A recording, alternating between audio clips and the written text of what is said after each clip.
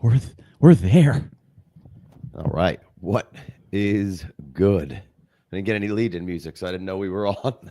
And I was muted, so no one else did either. All right. Well, everything has been abnormal in the city of Charleston today. So we're a few days behind because I was sick, and then we had snow in Charleston. So things have been a little crazy around here. So this is our Tuesday/Monday live mock on a Wednesday. I was about to say it's not even Tuesday, bro. Yeah. Things got a little wonky, so bear with me. I'm playing a little hurt. I'm got a cough and been down and out for the 2 days before this. But we're here live mocking it for your pleasure. Got the mock rolling, but good day in Charleston. Got to bust out the old Northeast gear, hang out with the kiddos in the snow. We got probably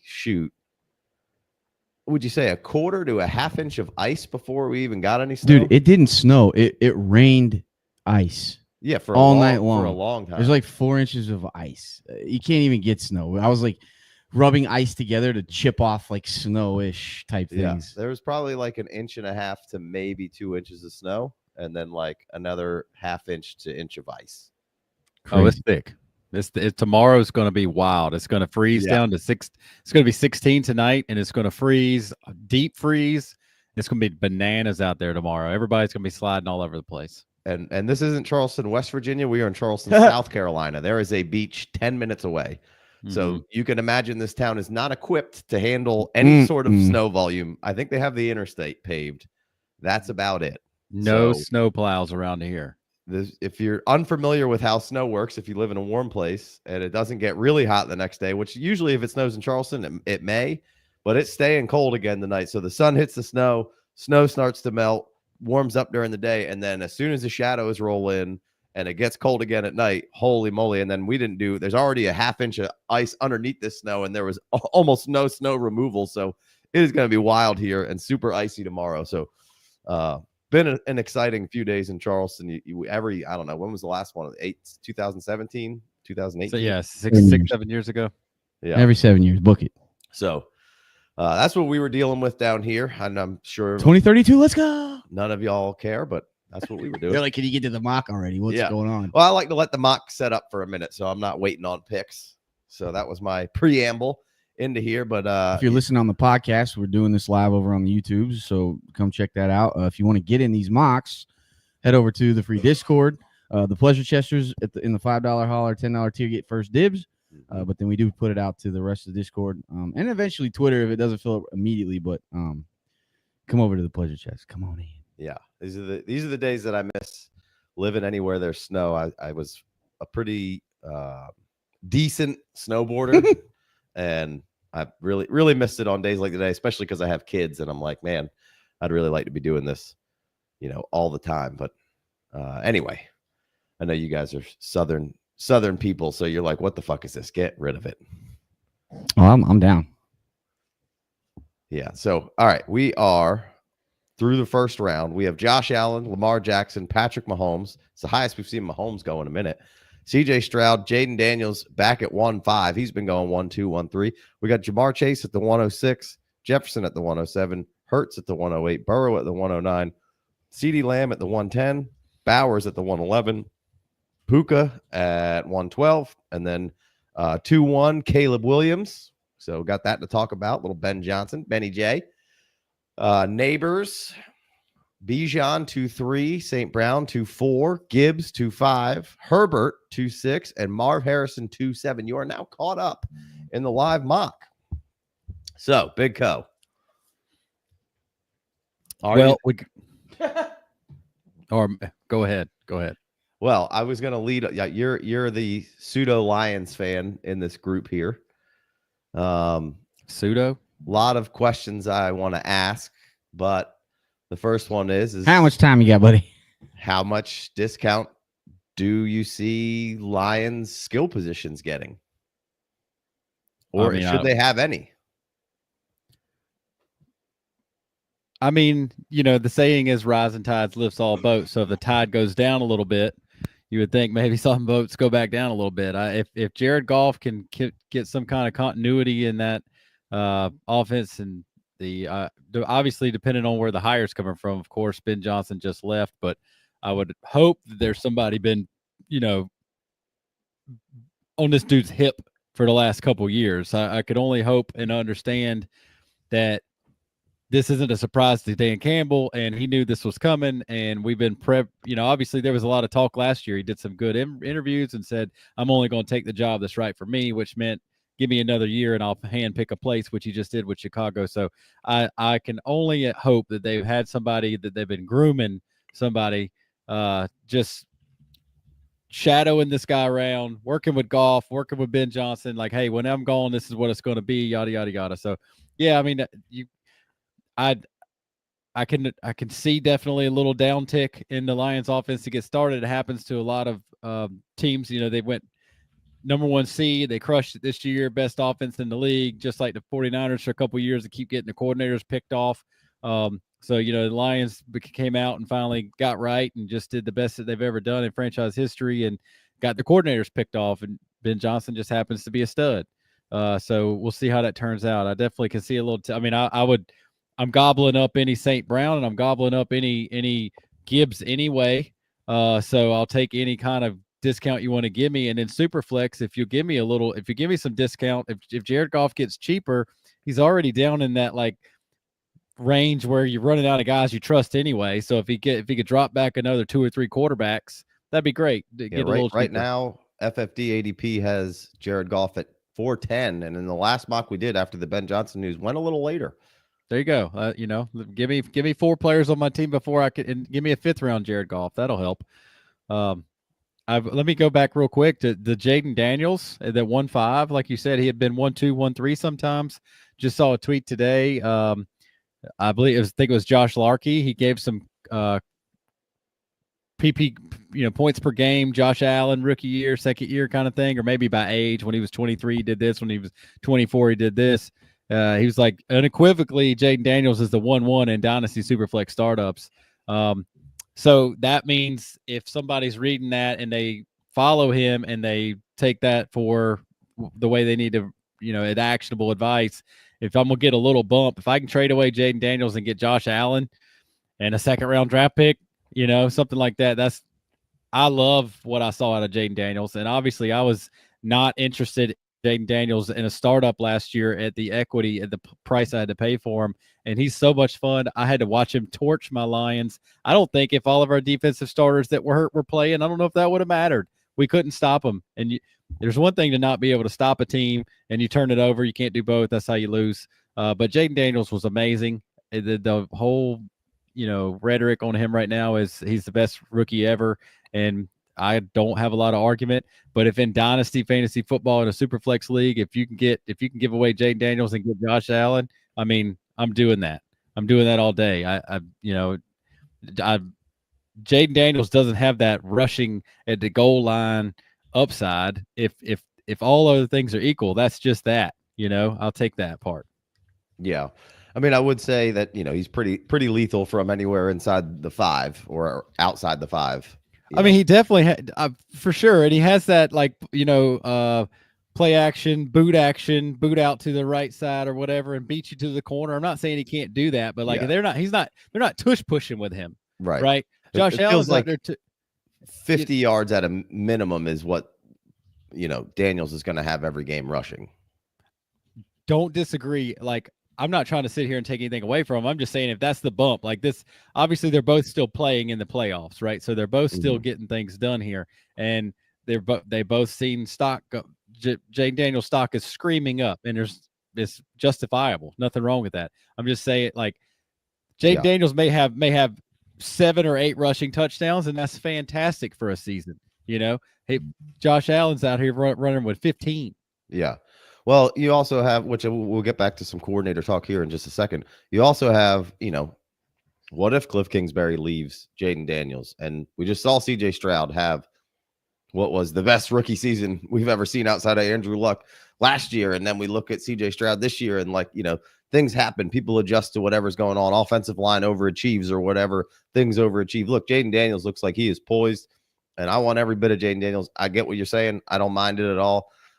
Definitely wrong on wanting to trade out the rookie quarterback for a known asset last year because of how good Jayden Daniels was, because you couldn't trade it out for Josh Allen, Yeah. But that's just more of a process thing for me of saying, hey, these rookie quarterbacks, 50% of the time, it's just taking some risk out of it. And that risk averseness led to the wrong decision, of course, on that one. But if Jayden Daniels loses Cliff Kingsbury, let's say he goes to Dallas, right? Let's say the Dallas Cowboys come calling and he goes to Dallas. How much does that hurt you, right? How much does that hurt Jayden Daniels? Some people will say it doesn't at all because coaching doesn't matter. I think that's ridiculous.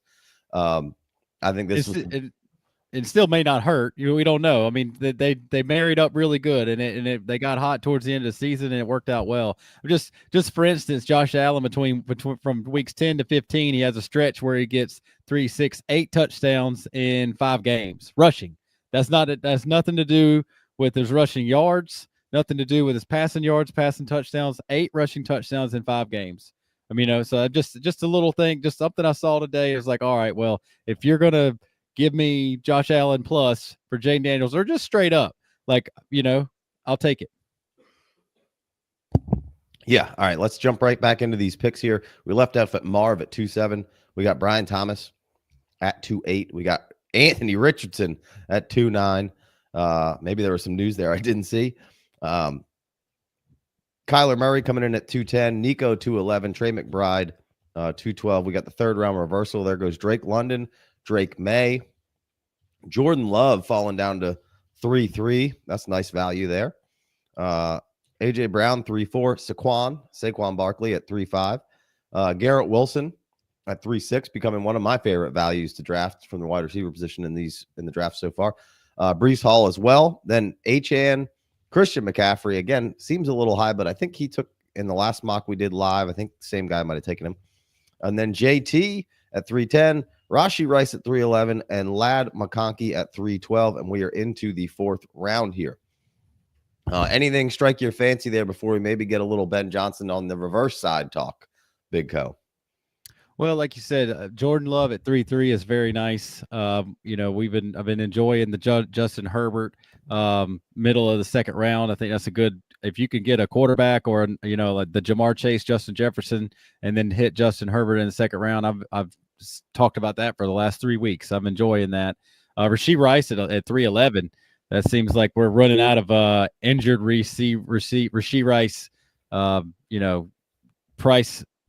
Price down, it's 3.11 is rich for a guy who is still facing some turmoil with the police and coming back from an injury. But hey, he was probably going to be 19, 20 points a game this year in fantasy football, and he probably would have been a top 5, maybe top 3 wide receiver points per game. So I understand. FFD ADP, that's about 7-8 drafts in. We've got that Rashee at 3.12, so right around average for Rashee. Right. Anthony Richardson at 3.09 in those drafts. So that's a little high on Richardson. And then I'm looking for Christian McCaffrey, 5.05 FFD ADP. So a little high on him. Let's look at Jordan Love real quick. He's probably up a little higher. While you're looking for like the Christian McCaffrey thing, obviously if he comes back and gives you 2 or 3 more years of Christian McCaffrey dominant, gangbusters pick, fantastic pick. But there's a question mark there. There's a gamble there. And even this Lane Kiffin is the team pick out of 1-4. He takes CJ Stroud first, and he gets Anthony Richardson, Christian McCaffrey. That's some picks right there. CJ Stroud at 1-4 is hot right now because he's been a 2nd round pick. So you've already gone and planted your flag twice with CJ Stroud at 1-4, where in a real draft, if that's who you want, you trade back. And at 2.9, if you really want Anthony Richardson, you trade back. And at 3.9, if you really want Christian McCaffrey, you trade back. Yeah. So this guy could have those 3 picks in a handful of extra added equity picks everywhere else in the draft. Yeah. And then he gets Tyreek Hill at 4.4, which is again rich. So he could come out and just gangbuster the league and beat he could have the best team in the league for the next 3 years, or either he could be in a world of hurt real soon. He could give you the old, hey guys, I got a lot going on with life. I'm gonna have to, I gotta reduce them. I've never seen too many people say that when they're killing it. Never seen a guy who's got the best team in the league being like, I'm busy, I really gotta go. Surprised he didn't go Jayden Daniels with the kind of team he's drafting with all the upside. Although CJ Stroud, plenty of upside. I think, I love the value we're getting on CJ Stroud right now. That's not the value that you're getting on CJ Stroud currently. It's, a little higher than kind of where we're normally at. CJ Stroud, 206 right now. So mid-second, like you said, more than a round kind of difference. And hey, that pick could be great, but it's never really about that pick necessarily. It's the market, right? That's why we do this exercise. And right. Dude, CJ Stroud, love him. Dude, if I have to take CJ Stroud at 1-4 and never look back, that's fine. I'll be fine with that. I can make that work. The point is, that's why you do these things, because you don't have to do that. And knowing that you don't have to do that is what it's all about. And I'd love to hear from Lane Kiffin about that. Hit us in the comments if you're listening. Over to Lane. Over to Lane. We don't have that feed, I guess. Give me that fourth round so I can talk about the pick 4-2. Yeah, well, hey, maybe he's thinking I'm not going to get Lane. I'm not going to see CJ Stroud again, and this is a mock, so I'm going to plant my flag. Definitely could be as simple as that, right? He's a flag mock draft, and that's what we're doing. So yeah, fourth round JSN to kick it off at 401. Bucky Irving 402, Waddle 4-3, Hill 4-4, Laporta 4-5, Brock Purdy 4-6, Kyron 4-7, Romadunze 4-8, DJ Moore 4-9. So the Bears going back to back. JJ McCarthy sailing up here at 410.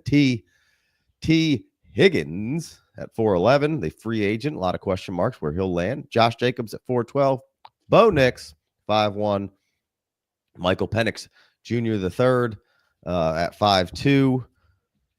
James Cook 5-3. Jared Goff 5-4. T-Law 5-5. Mayfield 5-6. Tua Tagovailoa 5-7. All right, what did you want to get off your chest with that? Well, Bucky Irving at 4-2 comes out today that his offensive coordinator stays in Tampa Bay, Liam Cohen. So stock up Tampa Bay all the way around, right? We talked about this last week when we were projecting the Ben Johnson leaving the Lions and how I'd like them to look. And I said I want them to look like the Bucs looked when they lost their offensive coordinator, and then Liam Cohen comes in here, and they got better. So the fact that he stays and Baker doesn't have to have another offensive coordinator this year, they don't have to go through change. And the same exact guy who said Bucky Irving is now the starting running back of this team down the stretch when Bucky took the top spot on the depth chart there and was crushing it with not only running the ball, also catching it. His quarterback is there. The running back stays there. They crushed a couple of offensive line, in the rookie draft, killed it, picked up a nice young center. So as a guy who's never been big on Mayfield in a dynasty setting, I'm enjoying what's going on with Tampa Bay right now. And all they need is for Mike Evans to be able to come back into this year, next year, looking the same age that he looked when he just played his last game. And they're going to be hard to beat again. If that's the case, they're going to be real hard to beat again. And I want all the Bucky Irving that I can get. Yeah, I think a lot of people share your sentiments with you. As long as Cohen does actually stay, I think you feel pretty good about it. And so, he just got a new contract extension. He's one of the highest paid coordinators in the league. He's not going anywhere now. Yeah, I don't know. We'll see. All the ink is not dried and all the vacancies are not filled. HC stuff, things get weird sometimes, Yeah, I mean, I guess anything can happen, but he turned down a job and he just got a new contract. Most likely he's staying where he's at. Yeah. So, all right, now we have the Ben Johnson effect on the Bears side, which obviously Bears lose. People are mad for whatever reason at Ben Johnson because he didn't call the game how they thought that he should call the game, even though he's been calling the game the way he thinks he should call the game forever. And he's been like top 5 in points for the last 2-3 years. Shut up. You guys are ridiculous even saying those things. And then the other group of people who need to shut up are the people who are over here being like, yeah, I just don't know if Ben Johnson is a fit for Caleb Williams. Like, what the fuck? What are you talking now? Ben Johnson could very well not be a head coach. That's what you need to say. Yeah. The fit with Caleb Williams, that's ridiculous. Stop it. Like, that's nonsense. Are you just trying to get clickbait? Do you not like Caleb Williams? Do you not like Ben Johnson because of the game that he called and your Lions lost? I don't understand all of a sudden what happened, and I don't like the fit. What in the world are you talking about? We've only seen him run the offense with statue Jared Goff back there. Like, Now he's going to, like, you don't think this guy can go in there and design and innovate an offense with Caleb Williams? And he took that, like, he didn't just take that job because he looked at a guy that he didn't think he could run an offense with. Right. That's wild to me that, like, what are you saying right now? He like a pitch to David Montgomery and a forward pitch to Amon-Ra St. Brown. Like, he's pulling out some wild shit. He's an innovator and not a fit with Caleb Williams. That's the dumbest shit. That's exactly what I was going to say, Jay. It's the game he called. What are y'all talking about? Like, obviously those things happen. Jameson Williams made the pass. Like, I'm sure that when you take a still photo of what he was doing when he did it, that's exactly what he was told not to do. Yo, if the defender is standing right there, don't throw that ball. Just run. But like Jared Goff gets his head blown off, and then Teddy Bridgewater comes in fresh off the bus with a middle school jacket on, and he runs up in there, and the second play in, he calls a halfback pitch, backwards pitch, forward shot. I mean, it was an amazing play. And then, but no, that was I think the second one, it was the end around to Jameson Williams for the 60-yard touchdown. And then on the next drive, he gives it does that play to St. Brown. That was a ridiculous, like, he's in his bag pulling out all the stops because Jared Goff is busted up. And he's trying to keep up with a team that's out, that his defense at this point, he knows that at that point in the game, they can't make a stop. So he called one play that if it would have worked, this dude, he would have been every team in the league would have fired their coach to hire him if that Jameson Williams wide receiver pass would have worked. But it was a bad set of X's and O's, and Jameson Williams made a pass, and it was picked off, and it was an ugly play. Yes, would he take that back now? Sure. Jameson Williams shouldn't have thrown the ball. That's not Ben Johnson's play call. It's a bad execution by the wide receiver, the same wide receiver that just took a end around 60 yards the drive before that. Like this, it's so was I excited? That's the only thing that's negative that came out of the Detroit Lions locker room in the last 3 to 4 years was that there was a couple players, like a meeting that got together and was like, we're not excited about all of our coaches doing these interviews before the playoff, before the next game. And then, big dog coach goes up in there and says, y'all go home. That's not what we're here to talk about. That's the only thing that's negative to come out of that locker room since Dan Campbell got there, other than the kneecaps the very first day when he was on the job. So, yes, I wasn't happy about that part, but I'm not saying that any of that showed up on Sunday from the play calling from the offensive coordinators. That was wild. Yeah, so I don't understand what is important is that we don't know if he can be a head coach or not. And some guys have what we call coordinator face from the SVP and Rosillo days, and that may be the case. We don't know, but we've seen plenty of times where look at Canales. You might have thought a few games into that season that maybe he isn't fit to do what he did, and he kind of turned it around. I think Ben Johnson can be that guy. What's going to be important is the staff that Ben Johnson puts around him to help take some pressure off of him, facilitate other roles so he can be with the quarterback and, design an offense and take some pressure off of, hey, I know these other guys are going to do their job, so I don't need to be, all my shit to be doing all of this, right? Yeah. That's what's going to be very important. And we won't know, and there's no way to know. Nobody thought Dan Campbell was going to be the guy he's going to be. Maybe he's Josh McDaniels. Maybe he is. Or maybe he's Canales. Or maybe he's McVay. Or maybe he's Kyle Shanahan. He seems more likely to be those guys for how innovative he is and how well he's coached an offense, right? Yeah. Josh McDaniels had Tom Brady. Yeah. Adam Gase had Peyton Manning. The rest of those dudes that we're talking about, like both of them had Jared Goff was over with McVay, and then he traded for an older Stafford, which obviously is great. Shanahan's had a bunch of different quarterbacks. The LaFleur's gone from Aaron Rodgers to Jordan Love, McDaniels or dude down in Miami has Tua, which isn't a bad quarterback, but isn't on the elite level of quarterback play. So I tend to err on the side of that he can do this. We got to see what the DC and assistant head coaches are and quarterback coaches are, so that part of this goes back to I see more guys from Detroit even getting plugged, and these are the things that you don't see and you don't know until like a year and a half later, where you go, oh, that's what the Detroit offense. They didn't just lose Aaron Glenn and Yeah, they lost their D-line coach today too. Right. Because all those guys got promoted at the next stop to go with the guys that just left. Right. And that can be a really difficult thing. And maybe one or two of those guys stay and get promoted at the Lions to be OC and DC, because maybe they weren't going to get that same promotion if they went with Aaron Glenn or Ben Johnson. But you're going to lose a lot of ancillary pieces of up and coming coaches that have been in that organization since Dan Campbell's got there. And that's going to be the part on the Lions end of things that I think might be hard to survive here year one, sans both of those coordinators. Completely agree. So all right, give me some more picks, because I got to talk about how my boy Tucker Kraft just went at 7.5. Whoo.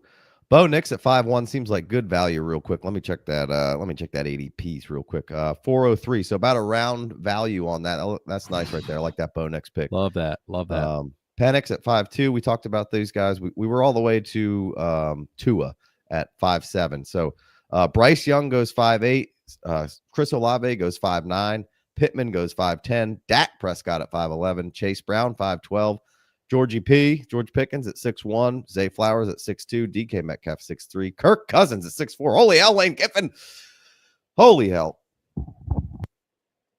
Lane Kiffin. Digging him out over there. Digging him out. Devonta Smith at 6'5. Brandon Ayuk at 6'6. Kenny Walker at 6'7.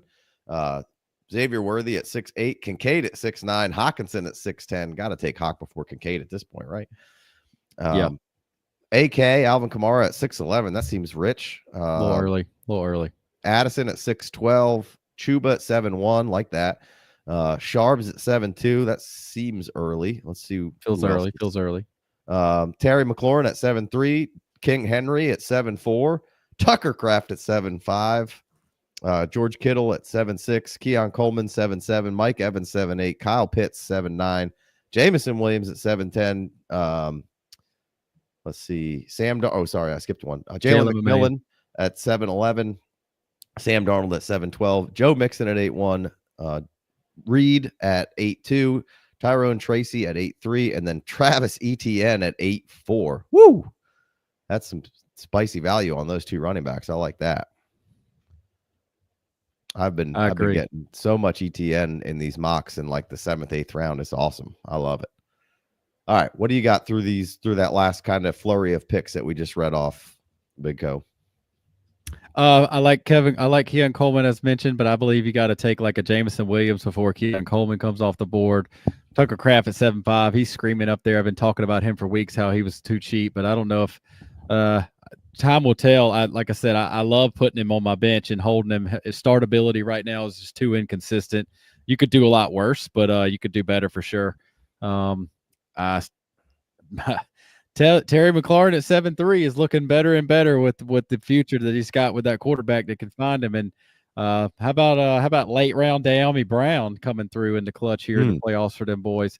But yeah, Alvin Kamara at 6'11, if he just sticks around catching passes for a couple years, that'll pay off. But like Chuba Hubbard right behind Alvin Kamara seems like maybe 6 years younger and a guy who just played himself into a starting role. Travis Etienne at 8.4 seems like a really, really fun value for a team that just all of a sudden did not get one of the fun coaching hires.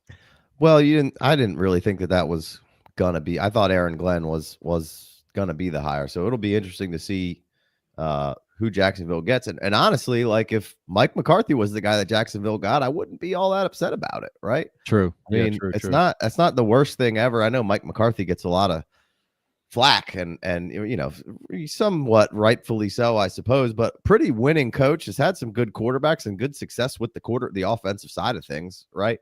Yeah, definitely. It definitely could be worse for what Jacksonville could get. And now it seems like maybe he's leaning New Orleans possibly, which I don't know why you would go New Orleans over Jacksonville, but who knows? Yeah, there's some really good stats out there for Mike McCarthy for some of his wins, and some of his stats and stuff are just put him. I saw something the other day. They put him up against a name that would just demolish him in equity value, and it was the exact same stats, exact same win-loss type stuff.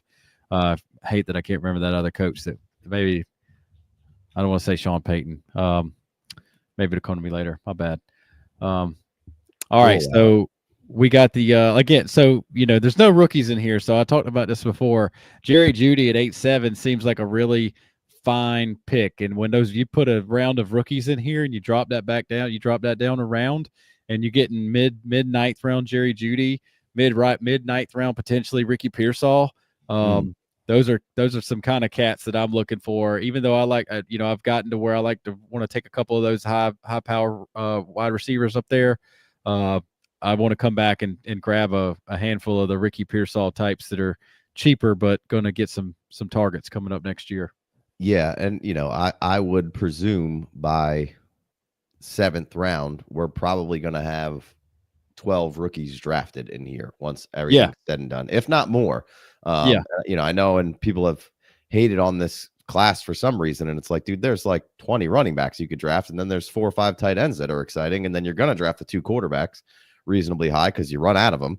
And then there's a couple wide receivers in there that are pretty good. It's not super deep like it's been, but it hasn't been this deep at running back for a while. So I think we're going to get anywhere from 12 to 16 players off the board somewhere around 8th, 9th round, right? And so that's going to, like Big Co said, bump everything down. Now it'll be a trickle down effect throughout the whole draft. It won't just be like everybody falls down around automatically, but we will see the 2nd round get pushed a player or two, the 3rd round get pushed a player or two, right? And that's kind of how that'll work. And I've been doing a decent amount of work on the rookie so far, and man, it's all the way through like 2, 3, 2, 4. It's pretty exciting making those picks, and I think people are going to get even more excited about the Devin Neals of the world. I'm already seeing Devin Neal getting super hyped up, and somebody had him somebody had Devin Neal as their 2nd running back today. Let's put it like this: we're at the beginning of the 9th round. Cortland Sutton goes off the board at 9-1. We've had 21 running backs taken in this draft so far. And some of them are the Alvin Kamara, Devin Henry, Derrick Henrys of the world that are, super quote old, hanging on to score you fantasy points. And some of them are the Zach Charbonnets of the world that aren't even startable yet, and you're just hanging on to them, hoping for the right, sequence of events so you can start them every week. So we're in the 9th round, 21 running backs. If you're in most regular leagues have 2 running backs in your lineup, so that's 24. And so there's a couple of running backs in this 21 that's gone that are old and you can't really count on for very long that are your win now backs. There's at least one of them in your Zach Charbonnet that you can't even plug in yet.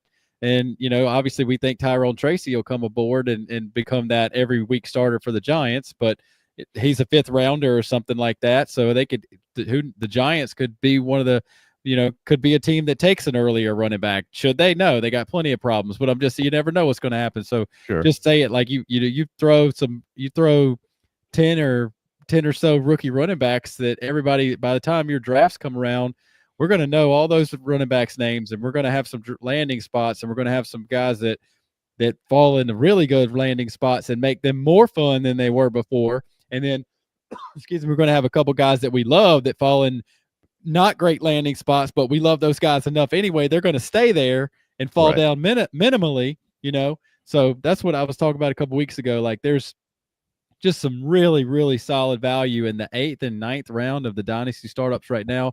And when you add in a round and a half worth of rookies, and now all of a sudden you're looking at some of these guys in the 9th, 10th round that that I'm looking at in the 8th round. Sometimes trading back in a startup really makes a lot of sense, and certain hot spots and cold spots in your draft board, and every draft is going to be different, and so you can't really zero in on exactly what those draft those spots are but ahead of time, but you'll just be able to have to read the room and count the blocks like we always talked about. And every year, every off season, we talk about counting the spots and how many guys you like and how many picks you can trade back and stay in a tier and then add equity later. Yeah. I like it. I think we're going to see that happen. And we pretty much do it every single year. So let's pick this back up. I left off at Travis Etienne at 8-4. Let's go Godwin 8-5, Pearsall 8-6, Jeudy 8-7, Downs 8-8. I mean, that's just a great stretch of picks right there. Yeah. Really like that. Then Montgomery at 8-9, Devontae Adams 8-10, Mark Andrews 8-11, Xavier Legette 8-12, Sutton 9-1, Fields 9-2, Tank Dell 9-3, Njoku 9-4, Shakir 9-5.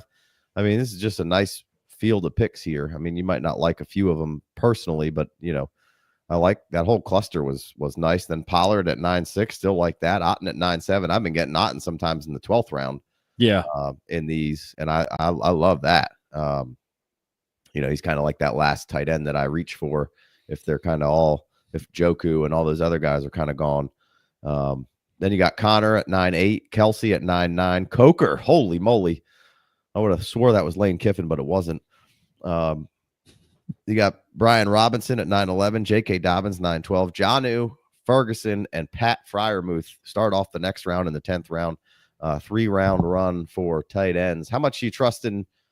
I mean, you taking him in the 10th, 9th, maybe 8th round max. How much you trust in Jonnu Smith coming into next year? I mean, especially since Tua is the quarterback. I mean, I don't think they can go back and just say, all right, well, now we're going to go back and 5 and 7 step drop Tua to death. So I was pleasantly excited about Jonnu's progression through that offense and the way he came on and, starting about halfway, about, a third of the way through the season, started to get some targets. And then back half of the season, it was a lot of targets. Especially if Tyreek leaves. I mean, I think there's got to be a fair amount of trust in Jonnu. Yeah. So Otten is 1104 in the FFD ADP right now. Jonnu's 1201 FFD ADP. So, tight ends getting pushed up a little here. Ferg probably fell a little bit. 1008. So right around where he goes. Evan Ingram, I don't know if he's off the board. He's right around this range. But and then there's Cole Kmet, who could, we've seen Cole Kmet have good runs. We've seen him actually have a decent run there at the beginning of the season with Caleb. You would think Ben Johnson kind of gets maybe that back flowing a little bit, some tight end action. We saw him use the tight end heavy a year ago with rookie in Laporta, and Laporta's had nice runs throughout the season. In no way do I think Kmet is Laporta, but Kmet's a pretty good tight end. So I'm very interested to see what DJ Moore and Rome Odunze get out of this. I think both of those guys I feel very comfortable drafting now, and as well as Kmet late. I really, really like that with the Ben Johnson ad. Caleb's is around where I'm comfortable taking him at anyway, like beginning of the second to 2-3 to 2-5. I'm down to take Caleb without any hesitation. But yeah, I mean, Ben Johnson, Bears stock up. Ben Johnson leaving Lions, probably stock down a little bit. We didn't really see it super heavy in this draft, but I think over time, as the narrative gets out there a little more, like we kind of just talked about, I think you will see a little bit of Lions ADP drop kind of go on, especially Goff feels like for sure. And then, is Jameson Williams still as valuable? Coordinator change. How's this offense work now? Who's getting the targets? It would seem St. Brown still has to be the lead dog, but does Laporta get a bump? Is Jameson Williams get it? Should he be, devalued a little bit, or somebody come in and really value Jameson Williams again? So, it's going to be very interesting to see. And it's like, all right, well, how much do them boys love David Montgomery on this next go round? And is Gibbs just through the roof at this point with usage, and David gets pushed to the back? The interesting part is Ben Johnson goes over to the Bears, and there's DeAndre Swift again. So what happens with DeAndre Swift? They kick him to the curb. They use him up. What goes on with DeAndre Swift and Ben Johnson? Are they boys? Do they not like each other? How's that work? Has he talked to him yet? That'd be interesting to see kind of how that overlap kind of works. And do they bring in another back, right? And this, whether it's free agency, which I don't think that class is great, or a later round running back in there, which maybe he likes Roshan. I have no idea. We don't know. Maybe they add another guy to that rotation. Who knows? But I think Swift is very good. And there were times where they use Swift just how you should be using Swift with drawing a blank on the OC/head coach's name right now. That was got promoted over there. Thomas Davis. It wasn't Thomas Davis. It's Davis, something Davis, right? Yeah. I'm drawing a blank right now because we're live on air, but sure. but yeah, So I'll be interested to see kind of what Swift's role is and the capacity that they use him. Has he gone off the board here yet? 10-9, just went off. We had Pacheco 10-4 coming up after Freiermuth at 10-3, Debo at 10-5, Komet at 10-6, Rashad White 10-7, Jalen Wright 10-8, DeAndre Swift 10-9, Ramondre Stevenson 10-10, Brooks 10-11, Ingram 10-12, and we are into the 11th round with Isaiah Likely. I love that Ingram Likely back-to-back right there. I Likely for me, I don't see him go that high usually. I don't think he go. What's his ADP? You got that, Casey? He's still for me somebody you probably put on your bench and you wait. But every single time, I guarantee you, if you could come up with that stat, fantasy points per target, I bet he's top 5 tight end fantasy points per target. Every time the ball goes his way, something good happens. I'm loving Isaiah Likely's dynasty future here. 1209. So there you go, 11-1. That was early, but I mean, obviously, you move around. That's I love that back-to-back. Evan Ingram start for me next year, week 1. Isaiah Likely sit on my bench and be a stud and wait. Now and later. Yeah, so I got to hit before we keep going. I got to Tank Dell 9-3, right? You can't do that. You're like, tore his knee all apart, not playing at least for a year. The next wide receiver take is Khalil Shakir, and I did. I made it. Casey made a joke with me last week, so I snapped back at him and said Khalil Shakir's a gadget guy. He's obviously better than that. I was just joking. He's a really good wide receiver. I saw a stat today. In the last 2 years, the only wide receiver who's gotten 150 plus targets and has an 80% plus catch rate is Khalil Shakir. You could read that and twist that and say, well, that means he's getting a lot of passes near the line of scrimmage if he's catching all those.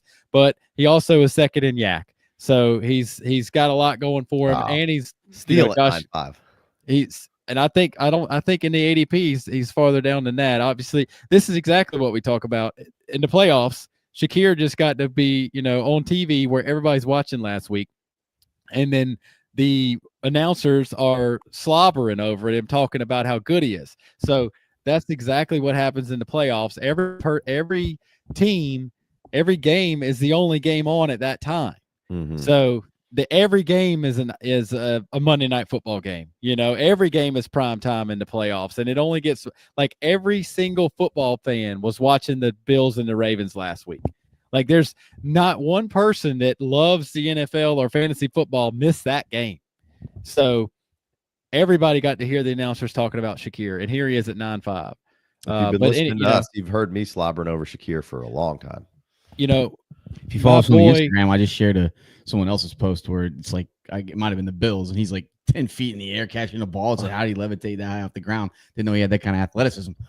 Yeah, so, I love Tank Dell. I was thinking Tank Dell and CJ Stroud, just their friendship. You saw he's his best friend on the team. Like I love Tank Dell, but at 9-3 still, that's too early for me with some other guys on the board. That when you got a guy who's going to have to do extensive rehab and may or may not be the same player going forward. Yeah, no, I mean, it's interesting. The Tank Dell is going to be interesting kind of moving forward. And like you said, probably not going to see him for a year. So who knows? But bummer for Tank. A good huge player. Bummer. And I hope that in 2 years' time he's worked himself back up into that 3rd or 4th round startup value. I hope he does awesome, but you're not going to get anything out of him. And halfway through the season, you can pick him up way cheaper than the value of that pick at 9-3 right now. Thoughts on Ramondre with Vrabes coming in?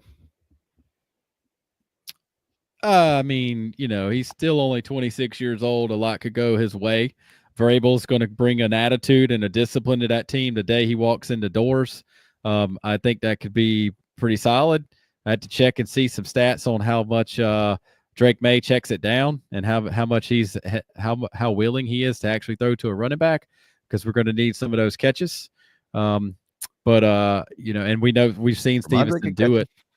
Oh, he can see. That's what I'm saying. We know he can do that. Daniels, baby, he's back. Yeah, we know Stevenson can catch it. So if 10-10, you could probably do a lot worse for a coming up with probably an every week at least RB2. Yeah, no, I like Stevenson probably a decent amount more than you do. When he's healthy and they have any semblance of an O-line and some sort of an offense that can do anything, he's been a very productive player.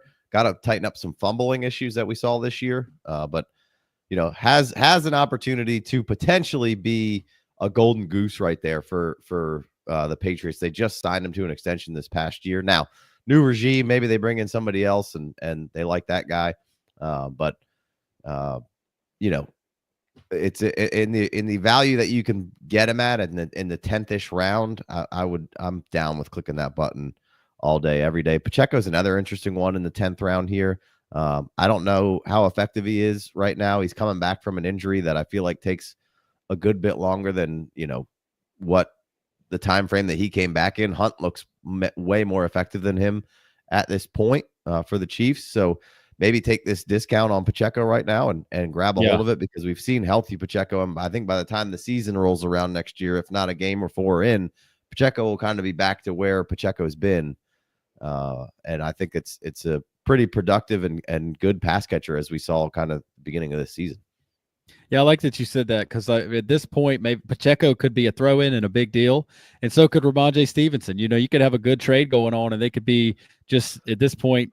Let me get Ramondre Stevenson to make the deal done. And so if somebody wants it bad enough, they could actually throw that in for basically free. Like to your point, Ramondre Stevenson's points per game, this year had a 21-point game to start, 17, couple bad games, 19. The big games are there. Couple bad games, 23, 22, bad game, 12, bad game, 12, bad game, 12, but like, He can get into those upper teens, 20s very easily, because he's a big, he can get you to touchdown. He can catch the ball.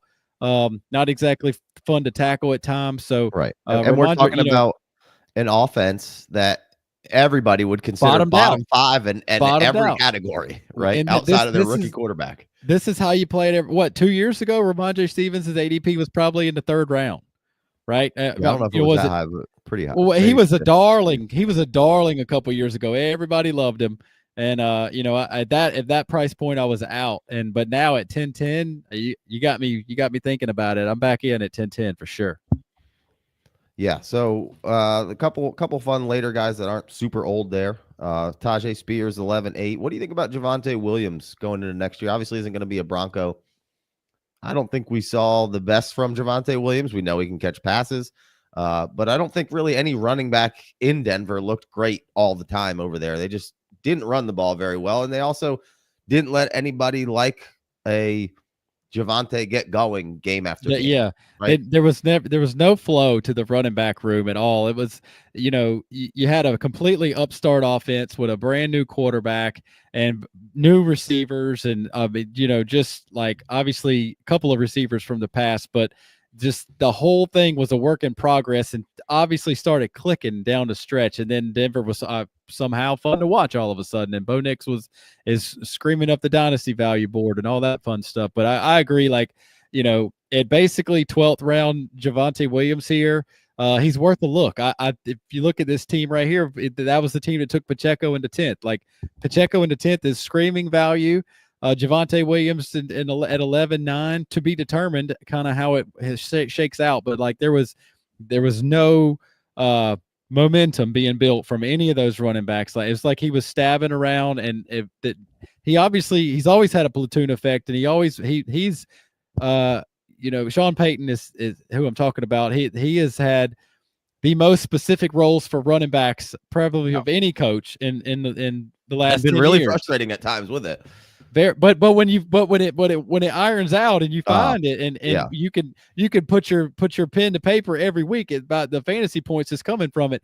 And he was digging and poking and prodding all year long and trying and just shuffling, and not anybody got any kind of momentum going, or there was no hot hand because nobody had time to get hot. It was you come in, you run your play, you run out. This guy comes in here, you do this, you go out, and you come in here, you do this. He was like specifically game planned every type of play for specific running backs, and it was just really awkward.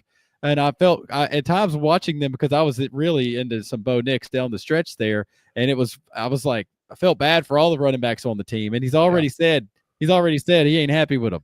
So they're, like you said, he's unlikely to be a Bronco, but at a 12th round type ADP, it'd be interesting to see how I can logically come up to the equity like him or Trey Benson. If they're side by side, I'm still, I got to take the younger Trey Benson, the more explosive Trey Benson.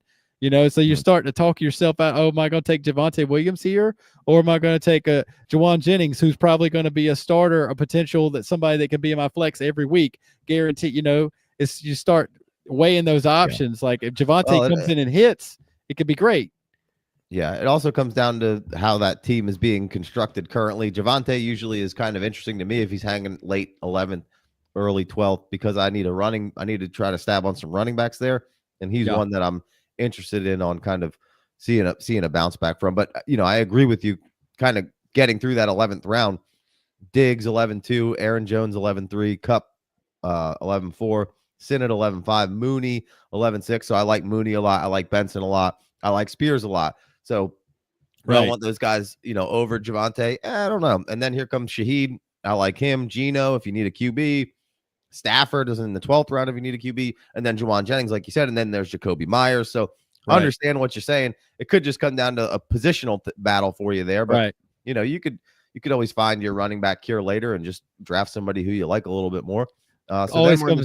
Go ahead. Always comes down, if I'm sending a trade offer and I'm trying to get a trade done and I throw in Javonte Williams or I throw in Trey Benson is going to bring in more equity weight right this second. Now, next year in week 3, if Javonte Williams is averaging 80 yards a game and a touchdown, now you're talking. There's probably more likelihood that Javonte Williams might get a shot to increase his value sooner than Trey Benson, though. So, if the dude on the Cardinals doesn't get hurt. Right. So we're in the 12th round. We got Cooper going there at 12-4. Nick Chubb. Amari Cooper at 12-4.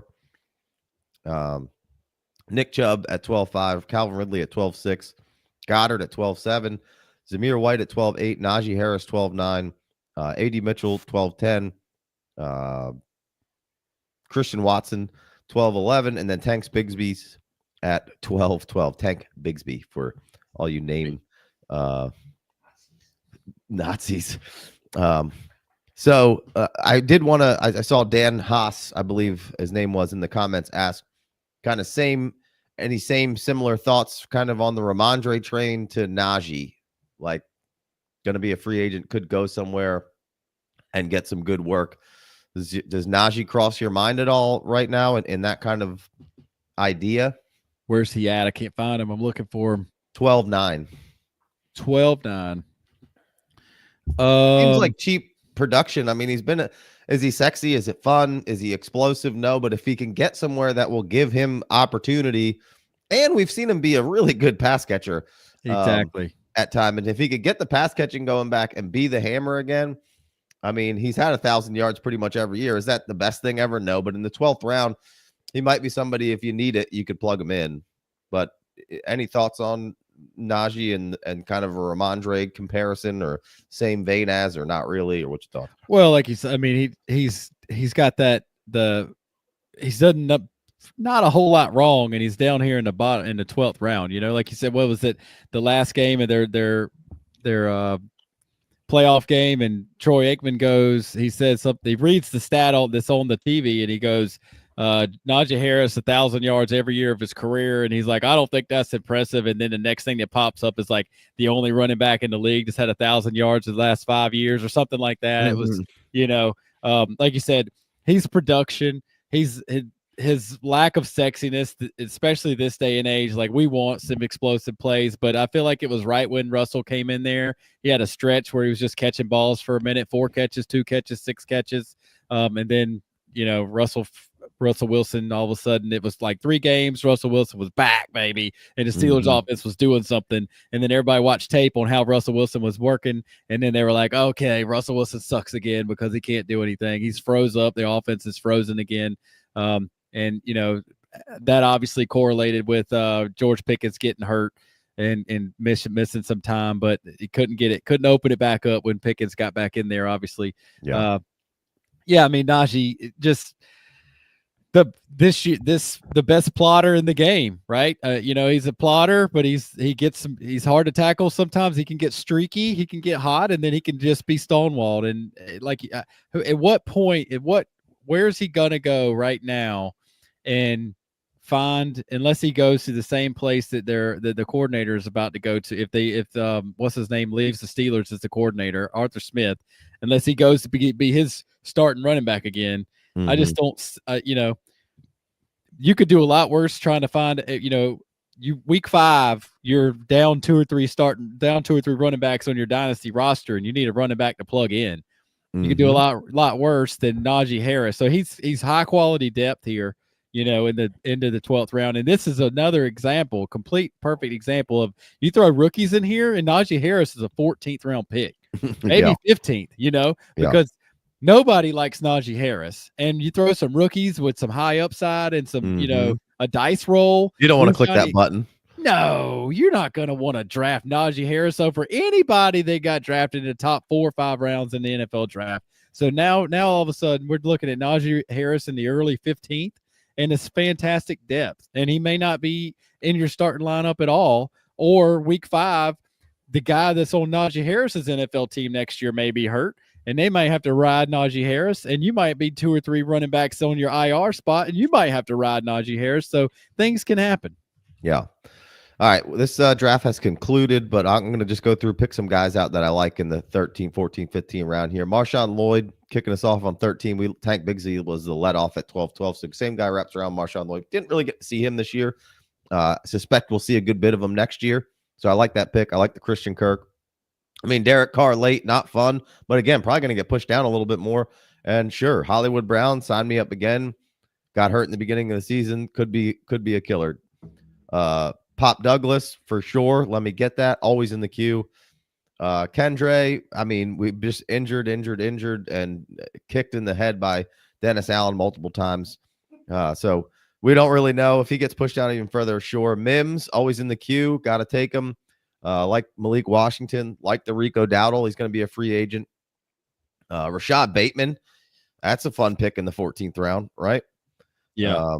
Jordan Mason for sure. Blake Corum for sure. Jalen Warren for sure. And then backups, there's Corum in there. There's Braylon Allen in there. Zach Moss if he took Chase Brown. And then some tight ends. Sanders for the Panthers at 14-5 for sure. Like that. Chigakonkwo shows that he's still good. Just throw it to him. Targets. 14-7 there. Theo Johnson, always in the queue. 14-10. And then, I mean, Tillman's way down there. 15-11. He's a lot higher in our ADP. So that's a gimme. And then Sleeper's ADP needs a revamp. It certainly does. And then Wan'Dale Robinson, as soon as I start a draft, goes in my queue just in case I get autoed a little later. But 93 catches this year. 93. That doesn't even, who knew? Bad ADOT. Did you see that clip? Did you see that clip about Malik Neighbors talking about Wan'Dale? No. Oh, it was an awesome little interview that he just put out. I guess it was probably like the end of the year interviews for the team and stuff, and it just got him. I mean, Neighbors was just the question was, what did you learn this year? What sticks out to you the most this year or something? And he was like watching Wan'Dale. He was like, it doesn't matter what's going. He was like, he don't want to be tackled. He comes to work every day. He's a pro's pro, yada yada yada. And like literally, the 2 minutes that this man was talking about Wan'Dale, I was like, yeah, Dane Jacobson. He said that's why I took him, because I saw that clip. I literally said stock up Neighbors for what he was talking about in his appreciation for Wan'Dale's. He basically is sitting there unsolicited. He could have picked out anything. They didn't say, hey, what do you like about Wan'Dale Robinson? It was like, hey, what do you think of what sticks out to you most about this year when you walk away going into the offseason or something like that?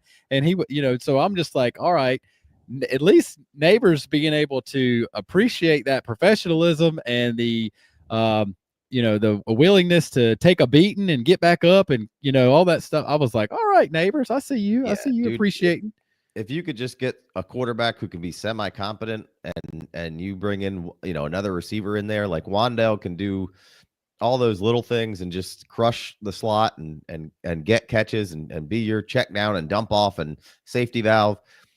He's super cheap, good player. He really injured throughout the beginning of his career there and stayed pretty healthy this season. And then, 93 catches. He had some huge weeks. So really like that as a later pick. Obviously, we're only going to 15 rounds here, so maybe some guys get kind of elevated here. Before we wrap up today, Big Co, any teams out here that really strike your fancy? Yeah, I'm looking at Team 6 here, and maybe not the names that are in the boxes, but I like how Team 6 constructed his team. Because I was when he got, I liked the Kendre Miller, Braylon Allen double tap in the late rounds, and I started looking, and he was like, all right, that's the same guy that took that Trey Benson. All right, that's the same guy that took the K-Dot and Cole Kmet. So I'll go back to the top here. He goes Jamar Chase, Marvin Harrison to get started. Not upset with that at all. Some people might take Brian Thomas over Marvin Harrison, whatever. Then you got 2 stud wide receivers to get started. Middle of the third round, Breece Hall is solid. Brock Purdy at 4.6 Tua. So he's got back-to-back quarterbacks right there in the middle of to get, 4th and 5th round pretty early, but not too early. You didn't get left out. I would have definitely at 5.7. Dak Prescott was on the board. I'm taking Dak over Tua every time.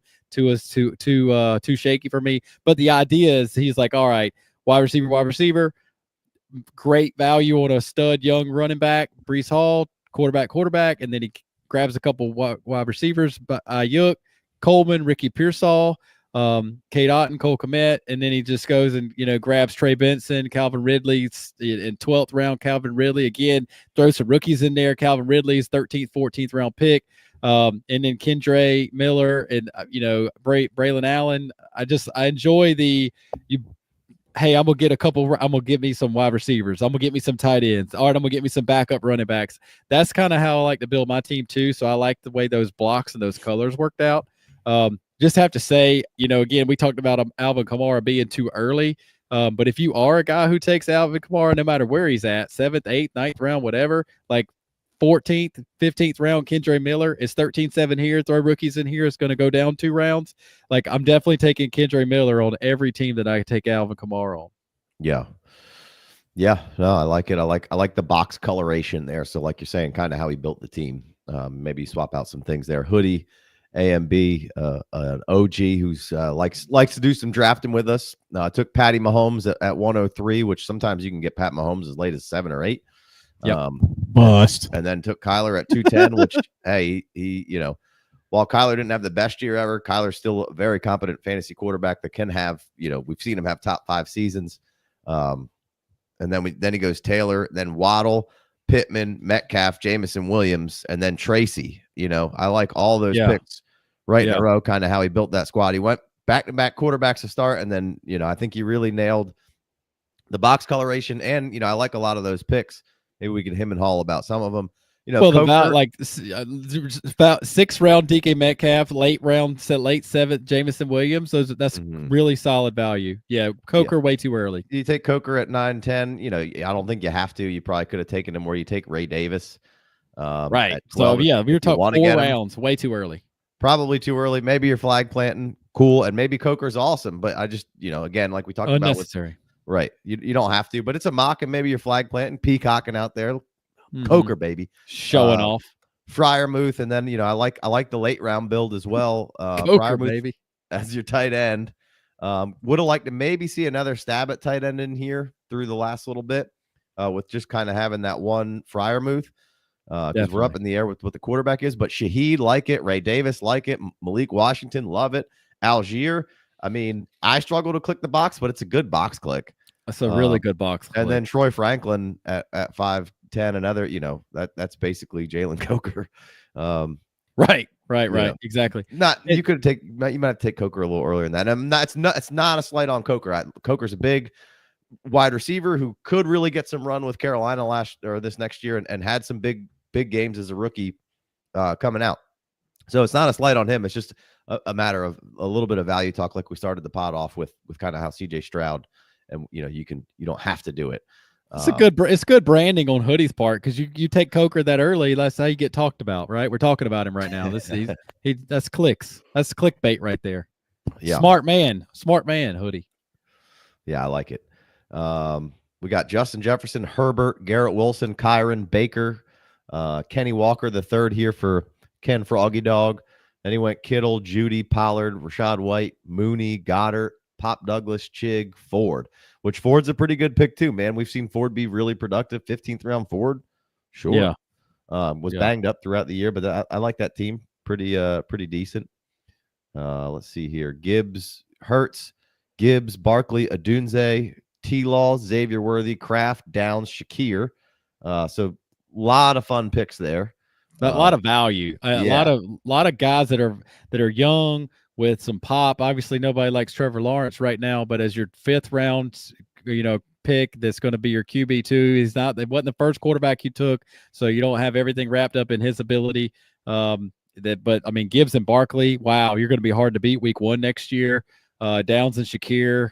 Obviously Downs needs to get a little bit more accurate balls thrown his way, but he's an absolute stud, and we know Shakir is just an every week starter. So I like that. Yeah. No, I like that too. And then took Wright, Sinnott, so more value there with guys that could pop. Mostert's not going to be around forever. Wright's one of those guys who's just super fast. Didn't get to see a whole lot of them. Sinnott, same thing. Could be really interesting. Ertz is there. Maybe they bring him back for another year, but we saw the Commanders OC Kingsbury kind of do a similar thing with Ertz to one of the best tight ends in the league, if not the best, depending on who you're talking to at McBride. Zamir White at 12-8. That's probably a nah for me. I'll probably do something else there, but love the Hollywood. Moss and Eckler. I mean, Eckler's been nice in these playoffs, man. Yeah, Zamir White must have been an auto pick. I mean, I was in on him last year at his value at 10th round or something like that, being a starting running back on the Raiders with a defensive minded, hit you in the face type of coach and everything. The bottom fell out of that, and Zamir White was nowhere to be seen. I don't have a problem with taking him 3 rounds from now, but he's gonna be a 15th round pick, and that's where he should be. Yeah. All right, let's wrap this thing up. Appreciate you stopping by. We are going to move back to the Monday schedule at this point. I'm not sure if we'll do next Monday or not on this particular one, just because we're doing one on Wednesday here this week. So there's a possibility we skip next Monday, but every other Monday for the most part, unless we say so, we will be here live doing this, and there's no more football games to throw you off on Monday nights, which is why we were kind of doing the Tuesdays here for a couple weeks. And hopefully there's no more snow, and I'm done being sick for a couple months. That would be excellent because I got a lot of work to do on these rookies. I'm excited about it. But be sure to join the Discord for free. You can also do the $5 holler. Check all that out. If you haven't subscribed to the YouTube video, well, I don't know why you haven't, because you get all that right to your little fingertips. 5-star review if you're listening on the podcast would be great. You don't have to write anything. Just click the 5-star button. That helps us out in a ton of ways. If you want to be a freeloader and not help us out in any other way, the 5 stars is a real easy way to do so, man. And it's always very much appreciated. We got a lot of them, and we see them growing. So you guys are listening. Make sure you keep hitting us up with those, and they're not going unseen, and we very much appreciate it. The free Discord has been blowing up. The $5 hollers have been blowing up. So we see y'all there as well. Group chat or the general chat on the free is looking good, and there's mocks running all the time. We got the ADP up and running. Looks like we'll probably be able to have monthly ADP over there. So that's pretty exciting. So you can check in on all these values when you're doing stuff. We'll have rookie rankings, we'll have regular rankings, all that stuff on the $5 side of things, and an extra podcast just about every week. So be sure you go check that out. And if you're looking for more FFD content. So Big Co remotely, appreciate it, because it's treacherous out there to drive right now. Yeah, no doubt. Just toughing it out in the garage, probably cold in there. Yeah. Oh yeah, I got a space heater right beside me. I got 2 pairs of pants on, bro. I'm making it happen right now. It's like I got knee braces on the offensive line, just doing what I got to do to be on the field. So much tape. And I apologize for any coughing or cough drop rattling that you may have heard on this episode. I'm playing a little banged up, trying to get through it here, but I think we did all right on mute mics. We need a quieter on and off mute button, but it's like, yeah, need just a button right here that I can press. So you're a professional. Jay, like you sent me a text, man. I'm pretty sure my there's Fats jumping in, says married to the game. Love it. My camera's not flickering. Yeah, it just needed to be a little colder. Yeah, it's a northern camera. Y'all want to hear something crazy? What? No, I was in an arcade. Y'all in want to the see my arcade face? tonight, and I got recognized by like a 15-year-old kid, and I what? was for this show. Well, I'm hoping it's the show, not like Well, I don't know. No, He's well, got a- yeah, he's okay, got a obviously, tree yeah. cutting business. I don't know. Well, yeah. Well, he was like, I know you, and I was like, what are you talking about? And he was like, you play fantasy football, and I was like, oh snap, and I was like, oh, you're the next generation of dynasty players, huh? Is that how this works? So yeah, they're out there. The We're young, out there. I was like, I didn't want to say, I was like, you're too young to be playing dynasty fantasy Yeah, football, but I didn't say that. he's not eligible for our OnlyFans, but yeah. OnlyFans is through the roof since Pornhub got cut off. come see our feet. Yeah. All right, Hit us y'all. up, Tim's. We'll catch you next week. Peace.